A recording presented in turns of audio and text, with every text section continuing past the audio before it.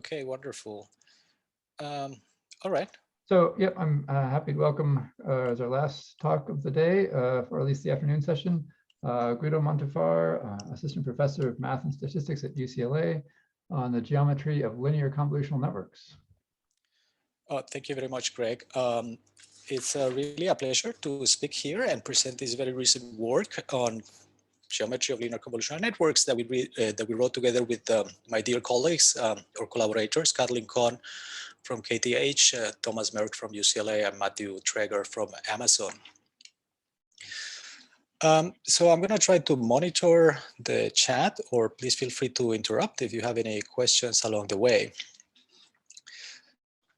Okay, so, well, linear networks, this is certainly a topic that has been studied for a while now, maybe starting with the pioneering work by Pierre Baldi and Kurt Horneck. And one of the reasons we're interested in these networks is that they can give us an insight into the effects that the parametrization can have when conducting optimization in deep neural networks. But maybe I will try to convey the idea that they can also be useful to try to get an understanding of the geometry of the function space and how it affects the optimization problem. So certainly the geometry of the function space is one of the perspectives that has received a lot of attention in the past couple of years, because maybe you have an objective function, a training function in function space, which is convex. And so if your function space, like your model, is nice, maybe nearly linear, then this optimization problem can be easy. In the case of linear neural networks, there is quite a bit of work that people have done.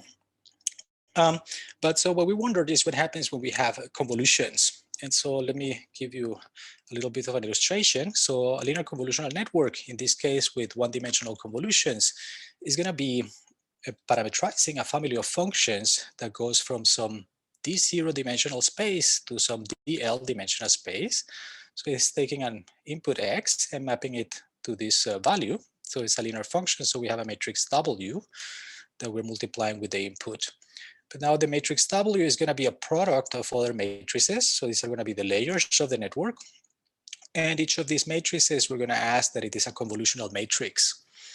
And in the case of the 1D convolutions, what that means is that we're going to have a particular row that we're going to be repeating all over the matrix. And we're going to be shifting it at the subsequent rows. Now this shift here is going to be the stride of the convolutions. And we're also going to have a certain number of entries in every row that are non-zero. And that's going to be the filter size for the convolutional matrix. Now you see that there are repeated weights in here. So all along these diagonals. And so we have a situation with weight sharing. And we also have these zero entries where I didn't put any entries. So we have, so to speak, clamped weights, and we have repeated weights. So here is another example. Maybe we say that the dimension for the output is going to be 3. So that means we're going to have 3 rows in here. Maybe we're going to say that the filter size is also 3. So then we have 3 entries here that are non-zero. And if the stride is 2, then that means that we're going to be shifting this row by 2 every subsequent row. So that's what a convolutional matrix could look like. And so in here, we're going to have this product, right? Now, the linear convolutional network architecture, that's going to be specified by a triplet of vectors. So the first one, the D, is going to be telling us basically the width of the layers, or basically the outputs that we're going to get at every layer. Then K is the vector that contains all the filter sizes in the different layers, and S is a vector that contains all the stride sizes for the different layers.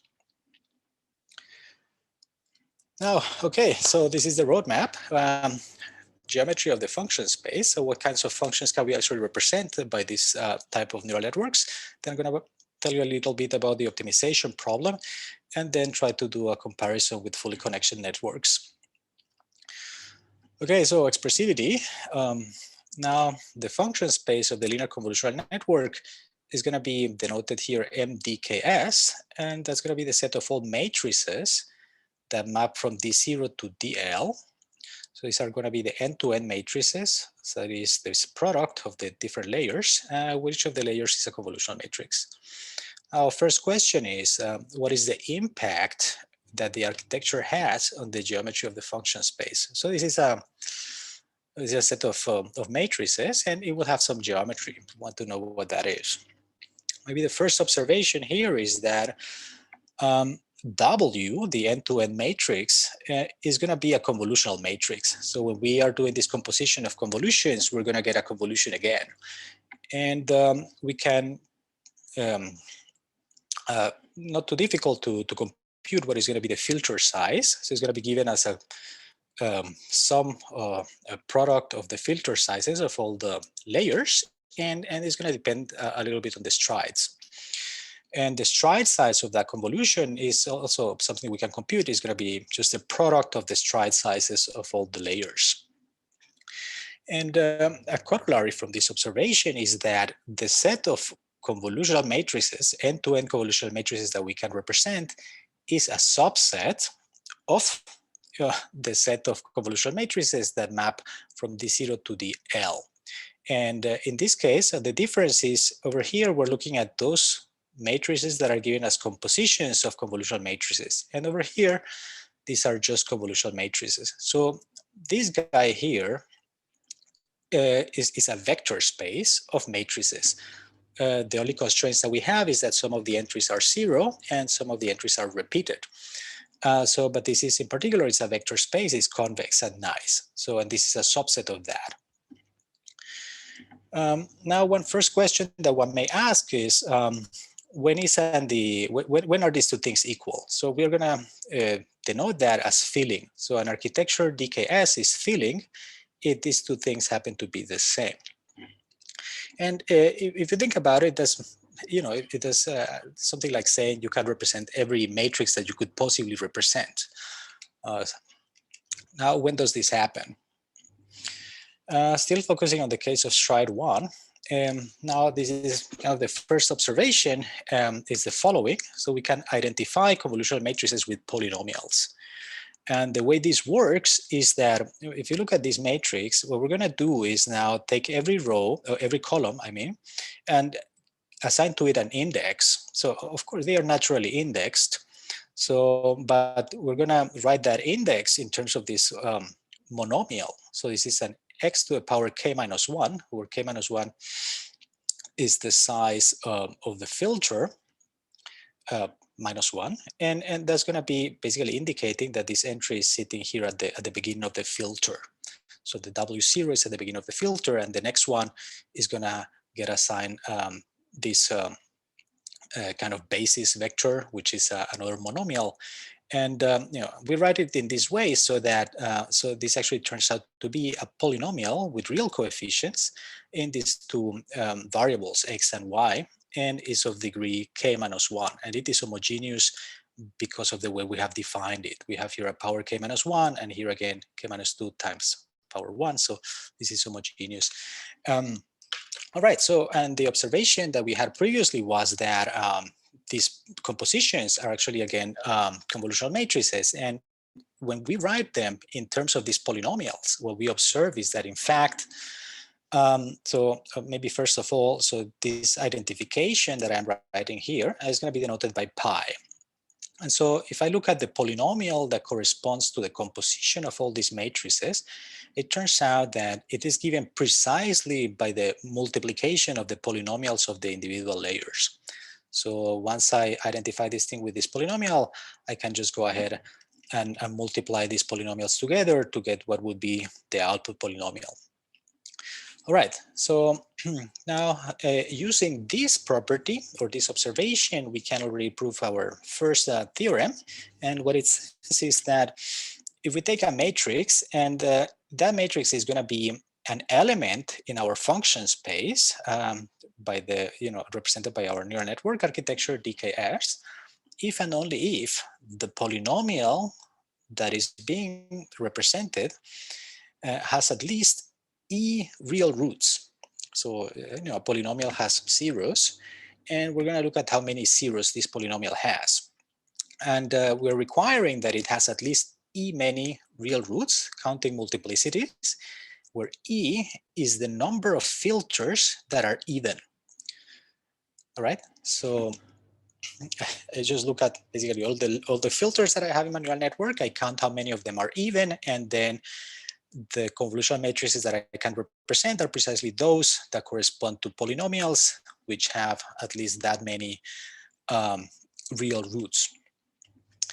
And from this, so, once we're talking about polynomials, there is a lot of mathematical technology that we can exploit and use to try to understand these models.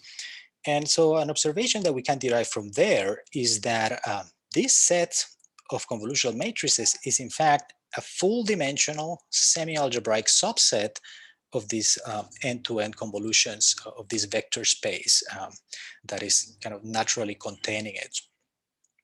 So full dimensional just means the standard sense of the word. You have as many dimensions as the ambient space, as this other object in here. And semi-algebraic, what that means is that it is a subset that is being cut out in terms of polynomial inequalities. So linear inequalities are an example of polynomial inequalities, but you could also have a quadratic equation that cuts out this set from there. So that means that the entries of this matrix satisfy certain constraints. So there is a polynomial in the indeterminates given by the entries of this matrix, and that polynomial has to be larger than or equal to 0. So those are going to be the algebraic inequalities that determine that set. Okay, next one is that we can actually also see that the function space or the architecture is going to be filling. So that means again that the function space is equal to the natural ambient space if and only if the number of even filters in the network is at most 1. And this is kind of interesting because maybe it's something you wouldn't expect a priori or directly, but that's the way it comes out.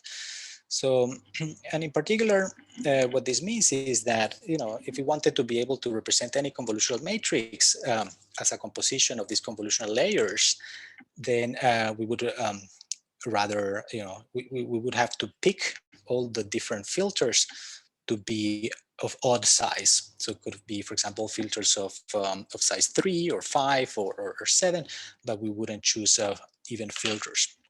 Or we would be able to use only one even filter. Let me show you an example of what happens when we have 2 even filters.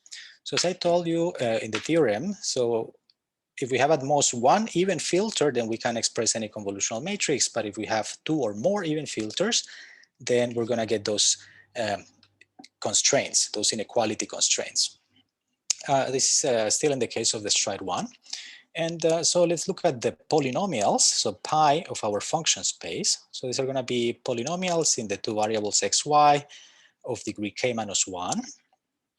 And these are going to be the polynomials that have at least 2 real roots. So as we saw here, so the polynomial is in the function space precisely when it has at least as many real roots as there are even filters. So we have 2 even filters, and therefore we're going to have at least 2 real roots.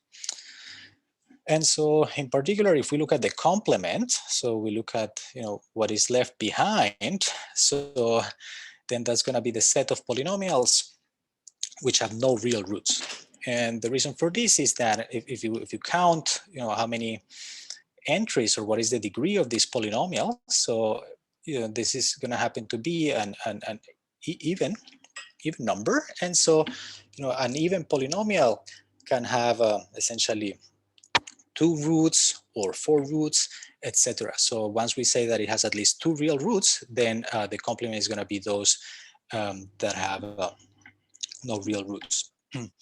All right, so and that set turns out to be precisely given by the union of the positive polynomials and the negative polynomials. And both these 2 sets, they are convex cones because whenever you have a polynomial that is positive, meaning that it is always above 0. If you take 2 of those polynomials, you can add them together with positive coefficients, and you're still going to get one of those polynomials. And so therefore, this is a convex cone, and this one as well. This is illustrated down here for a particular example. So we see here is this cone and this cone. Those are the, what I'm plotting here are the coefficients of quadratic polynomials in one variable. So there are three coefficients for the quadratic term, for the linear, and for the constant. So these are three real numbers. They correspond to the entries of the filter. And as I was saying, they satisfy constraints. And the constraints are precisely this cone. And so that's going to be defining the boundary of our function space. And these two cones are the complement of the function space. So the function space are all the points in here, and these cones are the boundary of the function space. Okay, so now you can already kind of imagine what's going to happen if we try to do parameter optimization in here. Maybe we have some data set given to us and we want to do least squares regression. Maybe that data set is going to correspond to one point that is sitting in here. And least squares regression is going to correspond to minimizing some quadratic distance to this cone. And that's going to lead to some interesting effects. Okay, so let me tell you a little bit more about the boundary of the function space. It turns out we can actually characterize this more generally, and this is the way it looks. So in order to do that, we're going to look at the combinatorial property.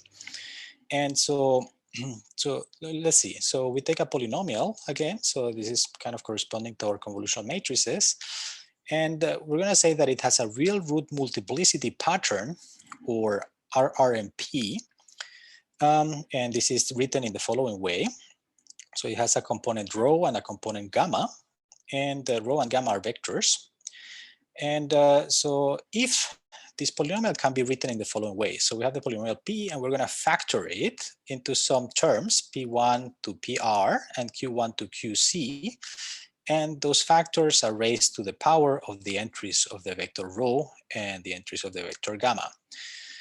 And these P's and Q's, they are going to be polynomials of degree 1 and degree 2, both of which are irreducible and linearly independent. What it means to be irreducible is just that you have a polynomial that you cannot factorize any further unless you're just pulling out some constant. And so for a linear polynomial, that's, I think, maybe quite intuitive that you cannot split it any further.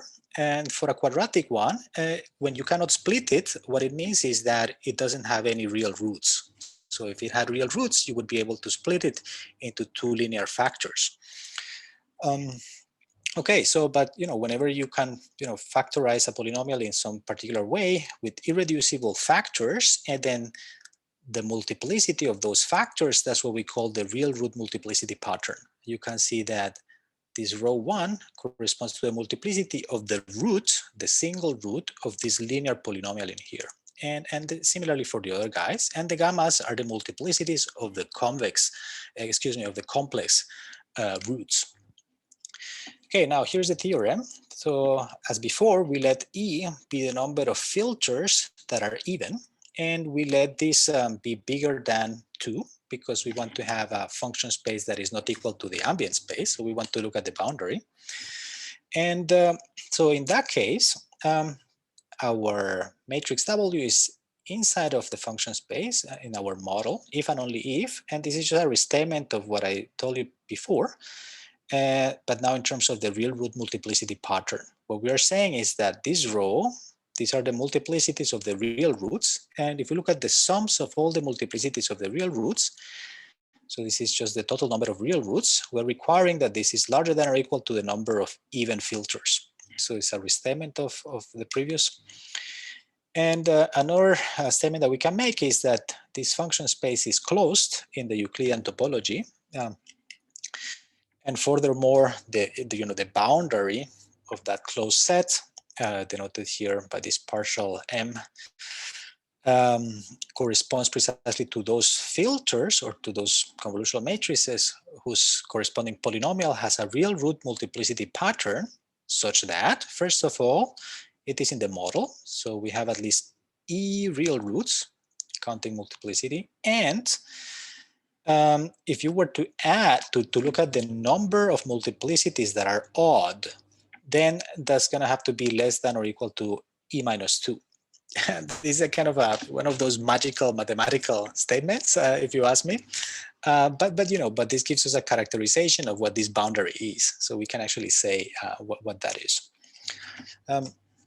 Another observation that we can derive from this is that the Zariski closure of the boundary is a discriminant hypersurface. Now, this is a mathematical jargon. What this means is that if you try to think about a boundary, you can think of it as a surface, some type of manifold, and more generally, this could be an algebraic variety. And the smallest algebraic variety that contains that set, maybe we can call it the Zariski closure. And there is one particular such surface that is the set of zeros of a discriminant. And what that means is that we're looking at the polynomials that have repeated roots. So, so the boundary of our model is going to be contained in a surface that contains all the polynomials which have double roots. Okay, so this is a kind of a very well-studied object, and so that's very useful for our purposes. Okay, here is an example. Let's say we take a linear convolutional network with 3 layers, and every layer has filters of size 2. So that's our k equals 2, 2, 2, and strides 1. So concretely, that would look like this. So the first layer would be this guy here. So we see the filter of size 2 right here, and it's repeated on these 3 rows. The next layer is this one, and the last layer is this one. In terms of the polynomials, what we see is that, okay, once we multiply this out, we get a matrix of format 1 by 4, and this matrix would correspond to this particular polynomial. So we're just rewriting this polynomial, and this guy is the same. And what we're saying is, all these factors multiplied together gives us precisely this guy. And here we can actually look at this discriminant hypersurface, and we can look at this loci of real root multiplicity patterns. So let's see. So this is a cubic polynomial of degree 3. And what are the possible real root multiplicity patterns? So we can have 3 distinct real roots and 0 complex roots. So you know that the degree is going to be the number of roots, both real and complex. So we can have 3 distinct real roots and 0 complex, or 1 real root and a double real root, or we can have a triple real root, or we can have 1 real root and one convex complex conjugate pair of roots.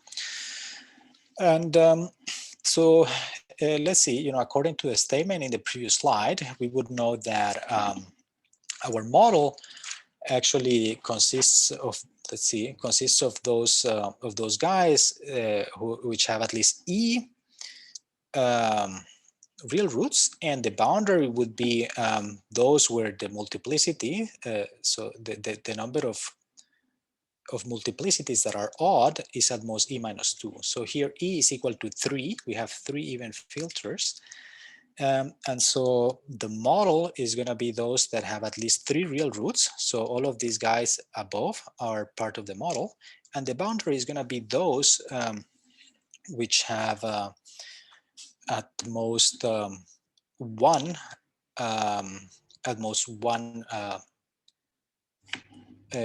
odd multiplicity. So among these guys, only one, these 2 have an odd multiplicity, namely this one has multiplicity 1 just once, and this one has multiplicity 3 just once.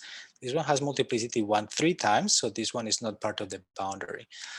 So, and if you look at this is kind of plotting the set of coefficients A, B, C, D that you can obtain in the model. So, although here I think A is being fixed to 1 in this figure. Oh yeah, we're dividing all the coefficients by A. So this is just plotting 3 coefficients and fixing one of them to be 1. And actually these 3 different roots, those are the ones that are sitting on this side of the surface. That's the interior of the model. This guy 1, 2, those are precisely the points on the surface. That's the boundary of the model, or at least the 2-dimensional part of the boundary. And this triple real root, this is this red curve in here. that is also part of the boundary. And this other guy here, a single real root, that's outside, that's everything out here that is not part of the model. Okay, another example. So we can actually look at different models that can end up having the same function space. So this is something that happens quite a bit. So, and this is maybe an example. So we have a network with 3 layers versus a network with 2 layers. And it turns out that these 2 networks represent the same set of functions, even though they have a different parametrization. And the way we can see that is just by using the arguments from this theorem. So we can write down the factorization. So they look different. Of course, here we have 3 factors. Here we have just 2 factors, but they end up giving the same function space. And this is the way it looks. So we can list all the possible real root multiplicity patterns and see what they correspond to here in some figures. So this is also a quadric polynomial, and there is a way in which we can plot a figure. So it's by looking at correspondence with what is known as the Press polynomials, and then just plotting those guys in here. And similarly to before, we can look at this loci and see what they correspond to in the figure and see what they are. As it turns out, this part above here, this is the complement of the model, and the boundary is this piece in here, this kind of blue ball, and the blue ball corresponds to those guys.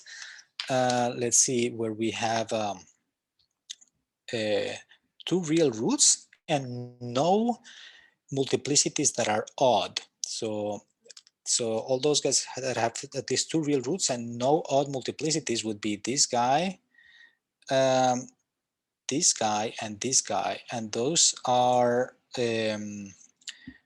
precisely the guys that we are going to end up getting here as the boundary. So the 2 is the ball, and there's this line down here is the set of points that have 2 double roots, and this point in here is the point that has a quadruple real root. But there are also some other structures in here, and I'm going to get back to those in a moment. All right, so maybe before proceeding, I can tell you a little bit about what happens when we have larger strides. So in practice, maybe we have not only stride 1, but also larger strides. And it turns out we can do a similar construction. Now, in this case, you see we're shifting the rows by, say, S. And we can also create this identification with polynomials, whereby now the polynomials are going to, this transformation is going to be, or this identification is going to be pi sub S. And what we do is now these guys are raised not to the power k minus 1, etc., but S times k minus 1, etc. And so this is going to be a polynomial where the variables, if you like, you can think of them as being x to the power S and y to the power S. And we have a similar property as before, but it's a little bit more complex. So if we look at the polynomial of the composition, then that's going to be the product of the polynomials. But now we're going to use the polynomial with step S1 for the second matrix. And S1, interestingly, that's going to be the stride of the first layer. So the stride of the first layer has an impact on the polynomial for the second layer. And so, okay, but once we do that, we can formulate a theorem. So where if we see that, let's assume, this is kind of just to avoid trivialities, like the filter size of the last layer is more than 1, and the stride size is more than 1 in at least 1 layer, because otherwise we're in the setting from before. Then our function space turns out to be a lower dimensional semi-algebraic subset of its natural ambient space. So semi-algebraic is as before, and lower dimensional in this case means that the dimension of this set is actually smaller. So we not only have inequalities, but we also have an equation, at least one equation that is satisfied by the points in that set. And in particular, these type of architectures are not filling. So there are a couple other specific statements that we can make. For example, when the filter size is, when the last filter size is 1, then that doesn't kind of have an impact. So if you think about it in terms of these polynomials, you can see why. So if the filter size is equal to 1, then that's just a constant. And so multiplying by a constant doesn't change anything. And the other thing is, oh yeah, so it doesn't have an effect. And the other thing is that if the stride size of the last layer is 1 or something else, it doesn't matter just by this observation. So the stride of the last layer doesn't enter the picture, but only the strides up to the second last layer.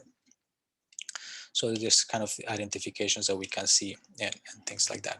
Okay, so another interesting extension, of course, are convolutions in dimension more than 1.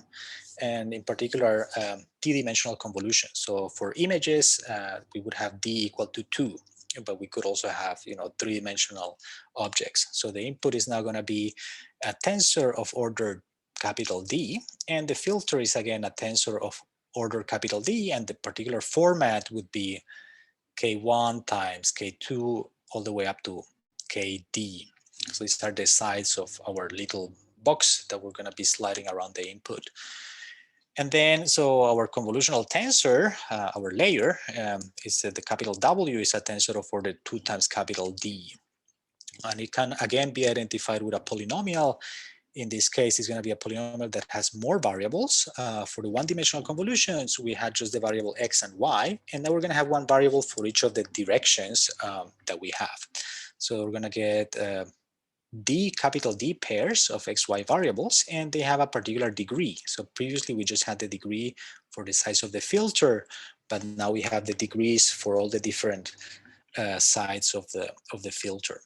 And so this guy is going to be homogeneous of degree kj minus 1 in each of the pairs. And again, we have this composition of such convolutional tensors being expressed in terms of the product of the other guys. And now here maybe a statement again is that if we have a linear convolutional network with an order larger than 1 and more than 1 layer and non-trivial filter sizes, meaning that they are also not equal to 1, then the function space is again a lower dimensional semi-algebraic subset of the natural ambient space, and the architecture is not filling. Okay, this is just a little bit of an overview of some of the results that we can obtain in those cases. But let me move on to the optimization before I run out of time.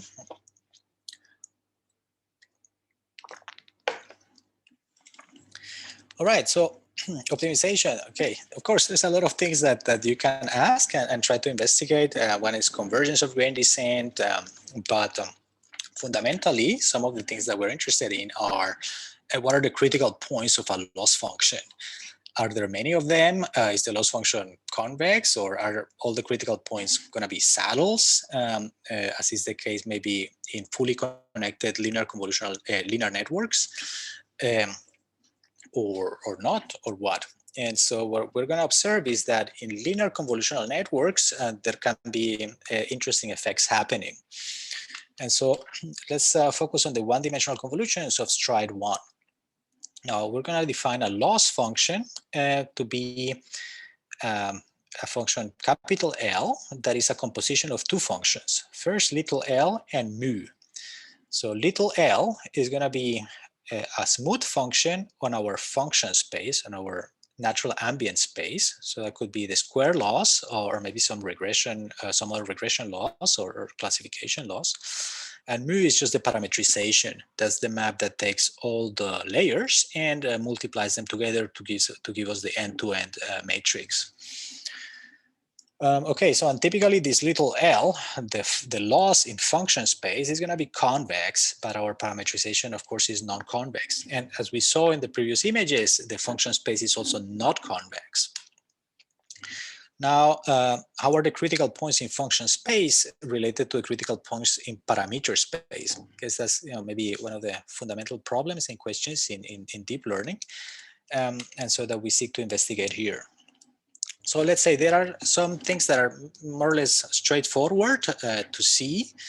The first, or maybe the one thing that is maybe straightforward to see, is that if you have a critical point of the loss function in function space, then the parameters that are representing that point, so that's a function, end-to-end filter, they're going to be critical points of the loss function in parameter space. So, it's kind of saying like, if you reach a local optimum in function space, there is no way that you're not going to be reaching a kind of a critical point in parameter space as well. But the other way around, what happens? So let's say that I have a critical point in parameter space. Then what can we say about the corresponding end-to-end filter? So let's say, I find a local minimum in parameter space. Can I, for example, say that's going to be a local minimum in function space, or maybe even say that that is going to be a global minimum? Or can we do any kind of characterization of this thing? So in the case of fully connected linear networks, some of the things that people have observed is that all the critical points are going to be either saddles or global minima for the square laws at least. And for the saddles, they have a nice characterization that corresponds to matrices of low rank. So there is one way of saying something like that. And what's going to be happening here? That's kind of our question. The first thing is that if you have a critical point, so there is going to be an equivalence class. So we have a lot of symmetries in the parametrizations of neural networks, and linear convolutional networks are not an exception. And so let's say we have something like a scaling equivalence. And what that means is that, let's say we have two parameter choices. We're going to call them scaling equivalent if there are scaling factors, alpha 1 to alpha L, which multiply to 1, and this gives us a scaling between the the parameters in the two cases. And now here's a proposition. So let's say we have an end-to-end matrix that is not zero.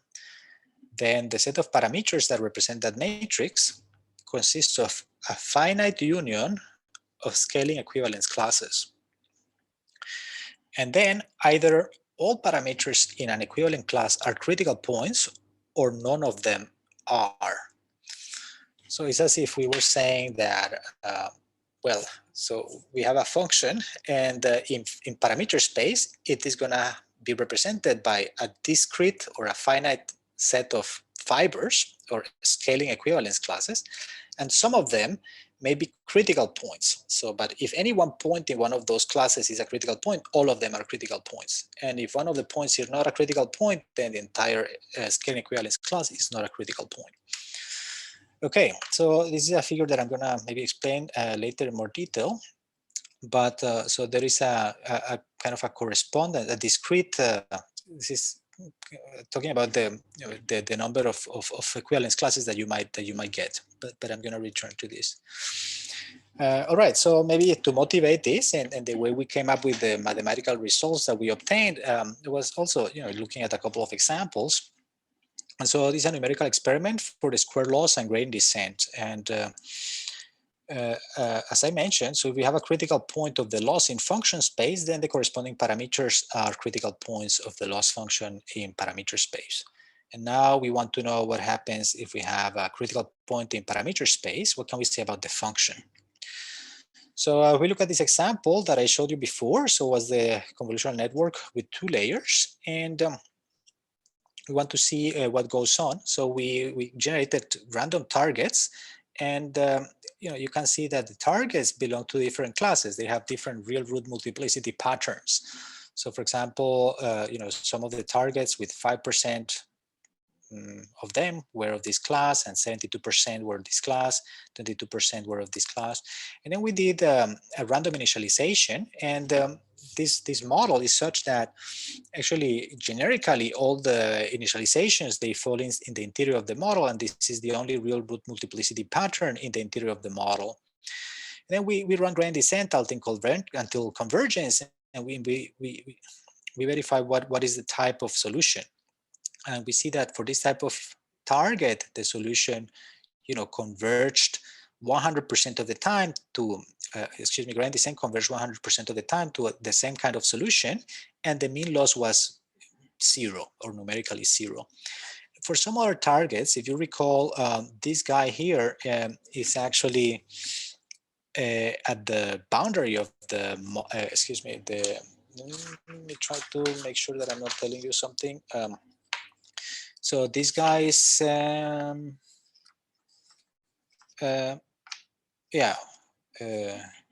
for this model, yeah, so these guys,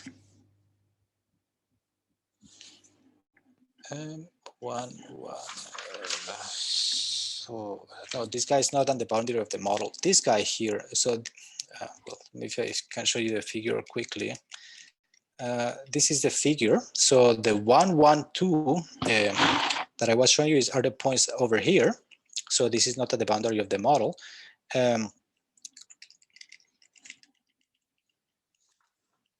Yeah, so but these points here are outside of the model. So they have no real roots, and you see they happen 22% of the time. Now, when we train the model, so sometimes, so we do expect that, so we have a target that is outside of the model, so and the loss function is convex, it's the square loss. So we expect that if we're training, the critical points are going to be sitting at the boundary. And so, you know, when we're training, we're going to hit the boundary. And that happens a lot of the time. So maybe we hit these points in here, 2, 1, which is the boundary, 92% of the time. So that's the solution that we obtain. But sometimes we obtain a solution that is not at the boundary. And so that's kind of interesting. And so we want to understand how that is happening. Let me see here. Here, this is the complement of the model, and this is the boundary. So you see that sometimes we get to a boundary and sometimes we don't. So we get some critical points that are not sitting at the boundary as we would have expected. And in this other model, which has the same function space but a different parametrization, this effect is even more pronounced. You see that sometimes when we have a target that is in the complement of the model, we would expect that training, so the critical points in function space are definitely sitting at the boundary. So those are these guys here in orange. But many times we converge to points that are not at the boundary of the model. So and therefore we can tell for a fact that these guys are going to be critical points in parameter space, which are not critical points in function space. So that's pretty interesting. And so we actually can understand these guys and these effects. So let me tell you how that goes. So what we're going to do is, for a real root multiplicity pattern, we're going to define a corresponding locus of points or of functions. Those are going to be the end-to-end filters whose polynomial has that particular real root multiplicity pattern. And this is some type of surface sitting there in the space of matrices. Now here's the theorem. So let's take an end-to-end matrix, and it has this factorization, and it has a particular, you know, well, it belongs to this particular locus. Then first item is that if this is a critical point of the loss function in parameter space, then it is going to be a critical point of the loss function restricted to this locus.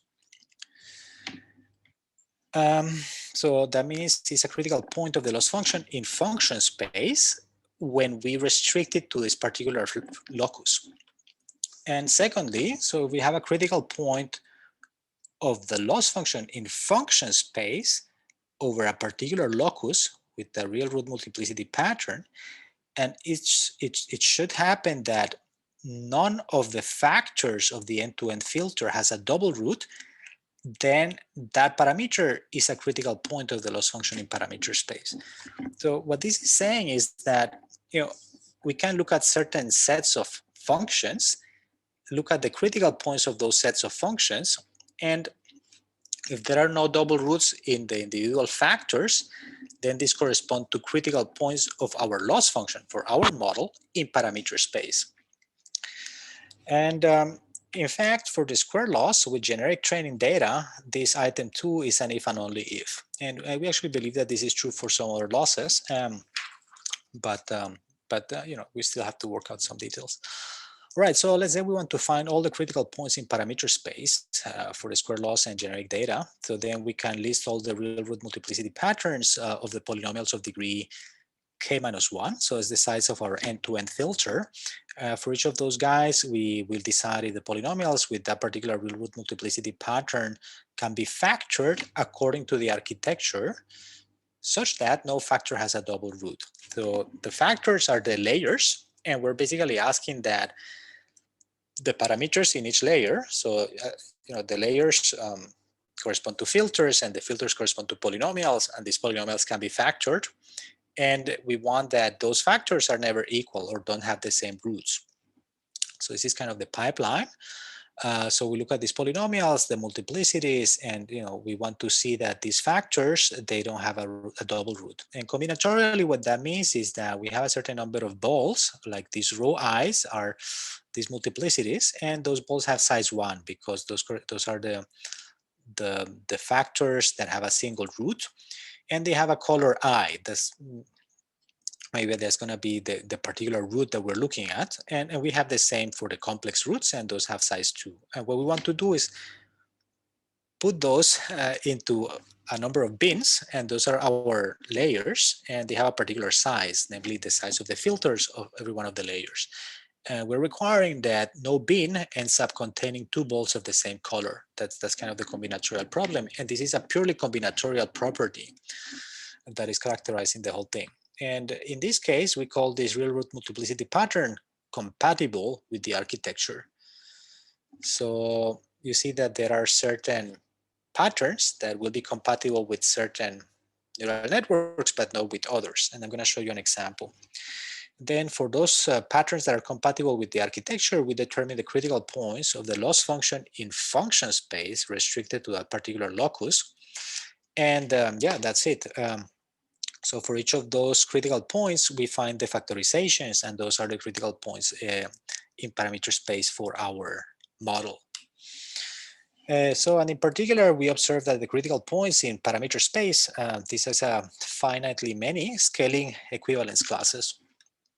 Okay, here is the example, and this is kind of explaining now these observations that we had experimentally. So we know that these 2 neural networks represent the same set of functions, but have different parameterization. And experimentally, we had observed that even if we have trained data outside of the model, we can converge to some points that are not critical points in function space. But in this other model, that happened even more frequently, and it was not clear why. Now with the characterization that I showed you before, we can say why that is. Namely, if we look at the compatible architectures with factorization, so this looks like this. So for this network, and that particular type of targets or of points, let's say this 1, 3, the 1, 3 is a pattern that is compatible with the architecture k equals 3, 2, 2, but is not compatible with the architecture 4, 2. So because we can factorize polynomials, here there's a factor that is repeated only once, and there is a triple root. So the factor P2 is repeated 3 times that we can distribute across the 3 different layers. And well, I'm almost finished. And so that's why that happens. So we can explain that phenomenon.